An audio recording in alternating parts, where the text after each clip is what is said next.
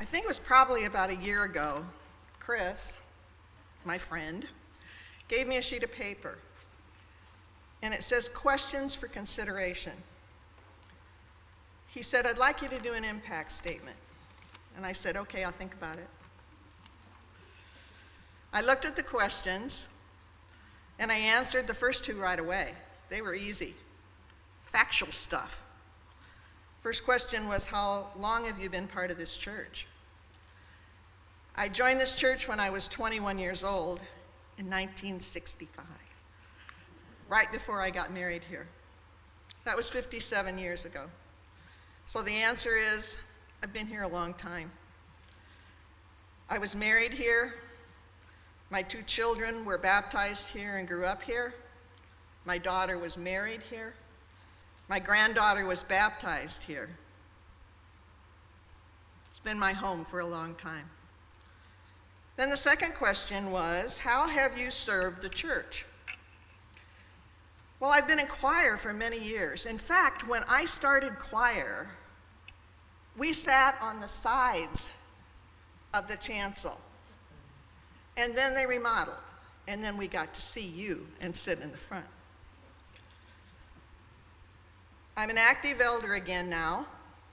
I've served on many committees, mission and stewardship. I've been on session twice. I was on personnel for 6 years, foundation for 6 years, and now I'm on property and finance and the Kids Zone Task Force. In the last few years, I've led adult Sunday school classes with my friend Joan, and I've cooked in the kitchen on Wednesday suppers. And over the last few years, I've provided just a few loaves of bread, friendship bread, for a meeting or two. Just a few. Those questions were easy. Then I got through the rest of the questions, the think about ones, the way this church has impacted me. I thought about them, and I looked at this paper every day because it's on the table where I write my devotions every night. I've picked it up several times, but I didn't do anything about it. It wasn't until Austin started talking about stepping up and helping others that God nudged me. And then the next week he spoke about stepping up to church, and God gave me a real shove. So here I am. You know, it's interesting to be part of the choir. I get to sit up here in front for part of the service. I get to look out at all of you. I can actually close my eyes and I can tell you where people sit most Sundays. I look out and I see who's not here. And I wonder if they're okay. I ask about you if you're not here. I look out and I see where people used to sit. And I miss seeing their faces there. Yes, it is the people here in this building that have impacted me the most. Their friendships, their faith, and their support. In 57 years I've been here when there were a lot of different pastors and associate pastors who were here. There have been many choir directors and musicians that have been here. But when I look out from up here, the same people have remained faithful in attendance. Austin and Sarah have been preaching in the last few weeks about showing up. It was more common to show up here on Sunday morning before COVID crashed into our lives. The pews were fuller. The people found comfort in seeing their friends here every Sunday. They talked before service. They talked during the passing of the peace and after service when they were leaving. They had coffee before and after service in the commons.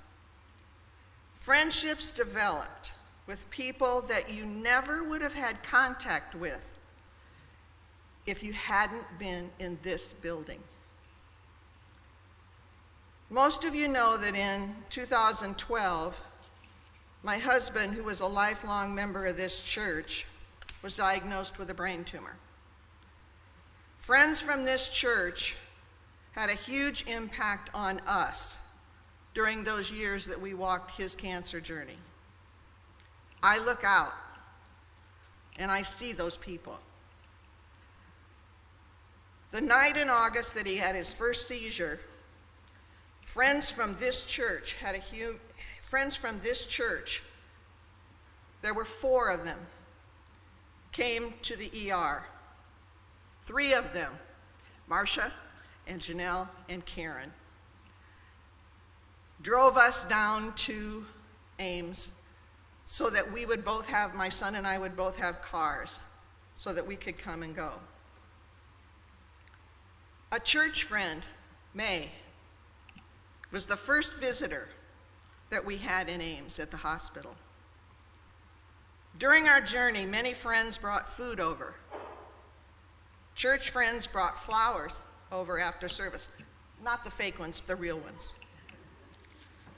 Church friends called to see how we were doing.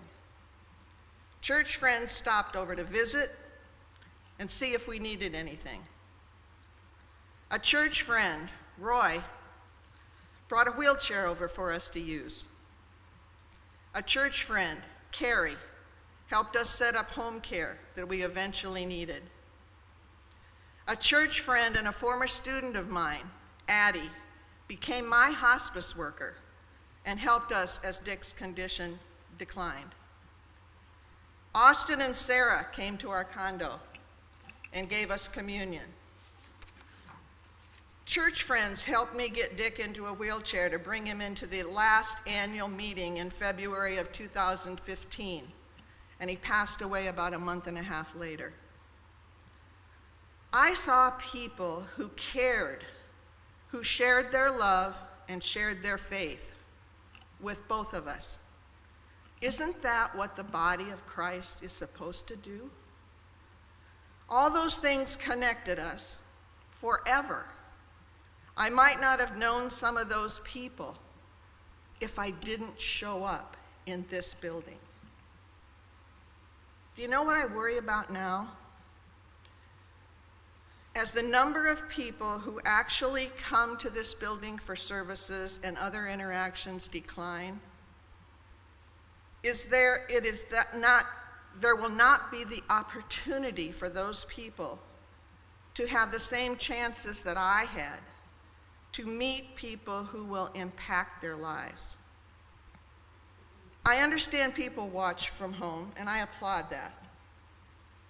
But I can't see you. I don't meet you face to face, and you don't meet me. I can't interact with you and get to know if I can help you as people in this church have been willing to help me. There's a personal connection missing. I've been thinking a lot about showing up. And then I was sent this short story. You think it's a coincidence? A member of a church who previously had been attending services stopped going. After a few weeks, the preacher decided to visit him. It was a chilly evening. The preacher found the man at home alone, sitting before a blazing fire. Guessing the reason for the preacher's visit, the man welcomed him in, led him to a comfortable chair near the fireplace, and waited. The preacher made himself at home but said nothing. In the grave silence, he contemplated the dance of the flames around the burning logs. After some minutes, the preacher got up, he took a pair of tongs, and he carefully picked up one bright burning ember, and he placed it to the side of the hearth, all alone. Then he sat back down in his chair, and he waited. Still silent. The host watched all this in quiet contemplation.